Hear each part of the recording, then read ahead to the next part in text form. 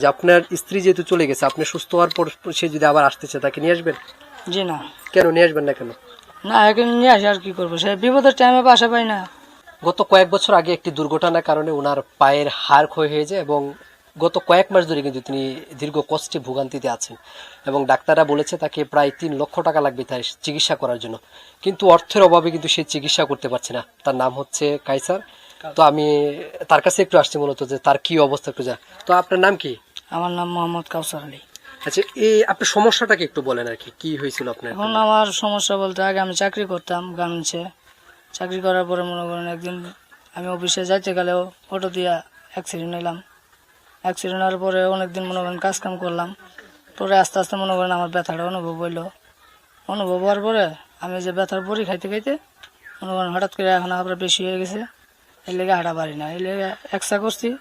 এক্সরা করার পরে ডাক্তারে বলছে যে এটা অপারেশন করা লাগবে, অপারেশন না করলে এটা ভালো হবে না, তোমার কোমরের হাড় ক্ষয়ে গেছে।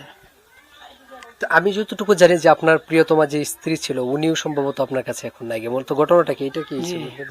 এটা মনে করেন এই যে আমি রিপোর্ট পাওয়ার পরে মনে করেন 3 দিন পরেই আমার বাসাতে পলায় গেছে। মানে কেন পলায় যাওয়ার কারণটা কি? পলায় যাওয়ার কারণে এই যে আমার রিপোর্ট পাইছে, আর আমার এটা ভালো হতো না, আমার লগে সারা জীবন আমি পঙ্গু থাকবো, এটা লেগে মনে করেন যে এইভাবে পলায় গেছে। এখন আপনার তাহলে জীবিকা কিভাবে নির্বাহ করছে? মানে এখন আপনার খরচ বা ওষুধের যে মানে একটা ব্যয়বহুল তো খরচ, এটা এটা কিভাবে আপনি এখন ই করতেছেন? এখন আমার বাবা আছে আর আমার ছোট ভাই আছে একটা। আমার ভাই চাকরি করে আর আমার বাবা মনে করেন যে কৃষি কাজ করে। আপনার বয়স কত? আমার বয়স 24। আচ্ছা, এই 24 বছর বয়সে যেখানে আপনার মতো যারা আছে তারা এখন দেখাচ্ছে নিজেদের পেশার সাথে জড়িত আছে, পরিবারকে তারা সাপোর্ট দিচ্ছে, তা আপনি নিজে অসুস্থ, পারিবারিক ভাবেও তেমন সাপোর্ট পাচ্ছেন না, নিজের স্ত্রীও চলে গেছে, তো সবকিছু মিলে আপনার আপনার অনুভূতিটা আর কি জানতে চাই আর কি, আপনার এই নিয়ে কি আপনার অনুভূতিটা কেমন আর কি? এখন অনুভূতি আর কি করবো, এখন মনে করেন যে চিকিৎসা করে মনে করেন যে আমি এমনি থাকা লাগবে, আর নাহলে আমি চিকিৎসা তো করা পারবো না। এখন পর্যন্ত কেউ কোনো আপনাকে সাহায্য সহযোগিতা দেওয়ার কোনো আশ্বাস বা কেউ কোনো দিয়েছে, এরকম কোনো কিছু পাইছেন? না না, এরকম কেউ কিছু দেয়নি এখন পর্যন্ত। তা আপনার ভিডিওটা কিন্তু সামাজিক যোগাযোগ মাধ্যম সবাই কিন্তু দেখবে, যে আপনি দেশের মানুষ যারা বিত্তশালী আছে, যারা মানুষকে সহযোগিতা করে, তাদের কাছে কোনো চাওয়া পাওয়া কোনো কিছু আছে কিনা, যদি থাকে একটু কিভাবে একটু বলবেন আমাকে। জি, আমার যদি এখন কেউ যদি হেল্প করবার চায় তাহলে একটু করলে পরে আমরা অনেক উপকৃত হব, বুঝলেন নাই? এখন মনে করেন চিকিৎসা করে আমার মনে করেন যে একটু লাইফটা একটু হইব, বুঝলেন নাই? এখন কি আপনি কি চলাফেরা করতে পারছেন, মানে স্বাভাবিক মানুষের মতো হাঁটা চলা করতে পারতেছেন নাকি? জি না, অনেক কষ্ট হয়, চলাফেরা করানো যায় কিন্তু অনেক কষ্ট হয়। নিচে বইতে গেলে বইতে পারি না, হাঁটাচলা করা পারি না, বিছনায় যা ভালো মতন শুয়ে পারি না, ব্যথা করে। তা আপনাকে কে দেখশন করে কি, মানে আপনাকে পরিচর্যার কাজগুলা কি করে এখন? এখন এটা নিজের কাজ নিজেরই করা লাগে, তো আর ই করবে না, সবাই তো এখন কাজে মনে করেন যে ই করে, আমার তো অত তো আর ই না। নিয়মিত কি ওষুধ খেতে পাচ্ছেন, যে ওষুধগুলা ডাক্তার দিয়ে দিয়েছে? না না, তাহলে এখন কিভাবে তাহলে এখন এই যে মনে করেন হয় 1 মাসের ওষুধ দিলে পরে 3 দিন বা 1 সপ্তাহের ওষুধ নিয়ে আসি, নিয়ে এসে এটা খাই, আবার ফিরি 2-3 মাস পরে আবার নিয়ে আসি, এইভাবে চলে। মানে এই ওষুধগুলা কি নিয়মিত খেতে পাইতেছেন, মানে যে প্রতিদিন যেটা খাওয়ার দরকার সেটা খাইতে না পাইতেছেন? না না, তাহলে ওষুধগুলা যে খাচ্ছেন না, এটার জন্য তার সমস্যা বাড়তেছে, ব্যথা বাড়ার তো কথা। এখন কি করবো বুঝেন নাই, গরিব মানুষ আমরা, গরিব মানুষের তো আর তো সম্ভব হইতেছে না। প্রতিদিন আপনার কত টাকার ওষুধ লাগে, মানে আপনি যে ওষুধগুলা কিনেন কত টাকার ওষুধ? প্রতিদিন আমার ওষুধ লাগে প্রায় 1500 টাকার মতো। 1500 টাকার ওষুধ লাগে প্রতিদিন? জি।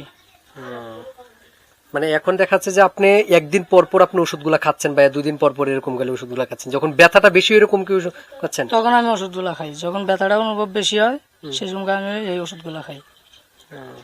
এখন তো মনে করেন টাকার উপর নির্ভর করে মনে করেন যে এখন আমার ওষুধ খাওয়া লাগতেছে।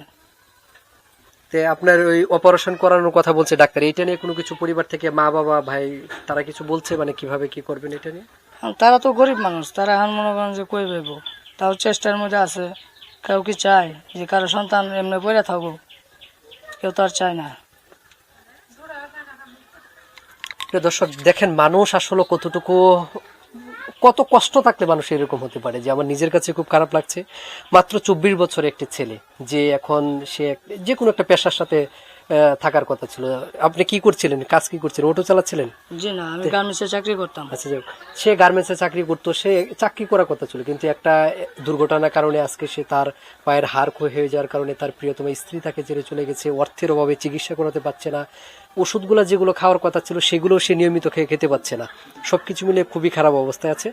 তো আপনারা যারা এই ভিডিওটা দেখবেন, আপনাদের কাছে আমার বিনীত একটা আবেদন থাকবে যে এই ছেলেটির দিকে, মুখের দিকে তাকিয়ে হলে, কারণ আমরা অনেকেই কিন্তু অনেক সময় আমরা চেষ্টা করি সবার জায়গা থেকে সবার যে সাহায্য সহযোগিতা করার জন্য। আমি আমার ভিডিওর ঠিক নিচেই কিন্তু নাম্বারটা দেওয়া থাকবে, এই ছেলেটির সাথে একটু যোগাযোগ করে যার যতটুকু সাধ্য আছে, যার যতটুকু সামর্থ্য আছে, সেই সামর্থ্য অনুযায়ী তাকে যদি একটু সাহায্য সহযোগিতা করেন, আমার মনে হচ্ছে সেও আমাদের মতো করে স্বাভাবিক পর্যায়ে চলাফেরা করতে পারবে, আমাদের মতো করে সবার সাথে মিশতে পারবে, এবং তার যে অসম্পূর্ণ যে স্বপ্নগুলো রয়েছে সেগুলো তার মতো করে সাজাতে পারবে। আরেকটা বিষয় আপনার কাছে জানতে চাইবো, মানে সে, আপনি যদি সুস্থ হওয়ার পরে তাকে আর আনবেন না? জি না। সে যদি বলে আমার ভুল হয়ে গেছে, আমি আসে বলছি এটা ভুল হলে কি আর এটা সমাধান করা যাবো? তাই আমার বিপদের টাইমে ঝাড়ে আমি, আর আমি সুখের টাইমে দিয়ে কি করব? আচ্ছা, যেহেতু আপনার ভিডিওটা সারা দেশের মানুষজন দেখবে, দেশের মানুষের প্রতি আপনার কোনো ধরনের বলার কিছু আছে কিনা, যদি বলার থাকে একটু বলবেন ক্যামেরার দিকে তাকে, আপনার দেশের মানুষের কাছে কিছু বলার আছে কিনা? এখন আপনাদের কাছে আমি সাহায্য চাই, কারণ আমি যদি একটু ভালো থাকি তাহলে আপনাদের জন্য আমি দোয়া করব, কারণ এখন আমার টাকা পয়সা নাই, আপনাদের জন্য আমি একটু সাহায্য চাইতেছি, আপনারা দয়া করে সাহায্য করবেন একটু। ঠিক আছে, অসংখ্য ধন্যবাদ। তো আশা করি সবাই এই ভিডিওটা অবশ্যই একটু দেখবেন, দেখে সবাই শেয়ার করার সুযোগ করে দিবেন, যাতে এই ছেলেটি যাতে সবার সহযোগিতা যেতে আবার স্বাভাবিক জীবনে ফিরে আসতে পারে। ধন্যবাদ সবাইকে।